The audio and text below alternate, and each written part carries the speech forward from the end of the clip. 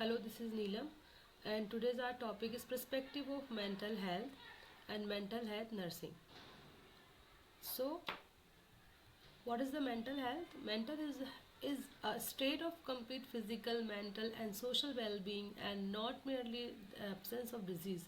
Hence, mental health is an integral and essential component of health.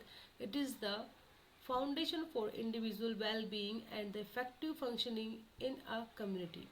Mental health is also related to promotion of mental well-being, prevention of mental disorder, and treatment rehabilitation of people affected by mental disorder. So, what are the definition? Definition is according to WHO, define mental health as a state of well-being in which an individual realizes his or her own abilities, can cope with the normal stresses of life, can work productively, and is able to make a contribution to his or her community. According to American Psychiatric Association, defined mental health as a simultaneous success at working, loving and creating with the capacity for mature and flexible solution of conflicts between instinct consequence consciences, important other people, and reality. This mental health would include not only the absence of diagnostic labels such as schizophrenia and obsessive compulsive disorder, but also the ability to cope with the stressors of daily living, freedom, with anxiety, and generally a positive outlook toward life's uh, vicissitude and the cope with those. Now, the components of mental health. The components of mental health include the ability to accept self, as like mentally healthy individual feel comfortable about himself. He feels reasonable, secure, and adequately accept his shortcoming. And the next is the capacity to feel right towards other. An individual who enjoy good mental health is able to be sincerely interested in others welfare too, and he has friendship that are satisfied and lasting. He is able to feel a part of group without being submerged by it, and the ability to fulfill life's tasks. The mentally healthy patient and the mentally healthy person is able to think for himself, set responsible goal, and take his own decision. He does something about the problem, and they arise a shoulder his daily other with a maximum effectiveness and happiness. American psychiatric nurses also said that define mental health as a simultaneously success, growth, development in the ability for self-actualization. The third one is integration. Include the ability to adaptively respond to the environment and the development of physiology of life.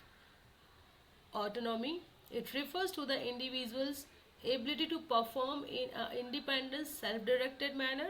The individual makes choices and accepts responsibility for the outcome. The fifth one is perception of the reality. So this includes perception of the environment without distortion as well as the capacity. Six, environmental mastery. This indicator suggests that the individual has achieved a satisfactory role within the group, society, or environment. He is able to love and accept the love of others. There is the seven signs of mental health. The first one is happiness. You feel happiness wherever you are. And the second one is control over behavior. If you have a control over your behavior, how whether or wherever you are, which means you have to control your emotions, your stress, your anger, and everything is else. The third one is appraisal of reality. You should appraise someone or yourself also in the reality. And the fourth one is effectiveness in work. Whatever you work in your daily life, it should be effective day by day. And the fifth one is healthy self-concept and the satisfying relationship of mental health. So these are the characteristic of healthy mental status. Now comes to what is the mental illness? So the mental illness is the maladjustment in living. It produces a disharmony in the person's ability to meet human needs comfortably and effectively and function with a culture.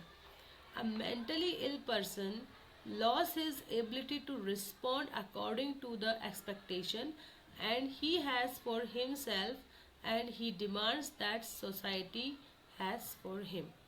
So mentally ill patient, all he has no perspective to how to perceive and what perceive.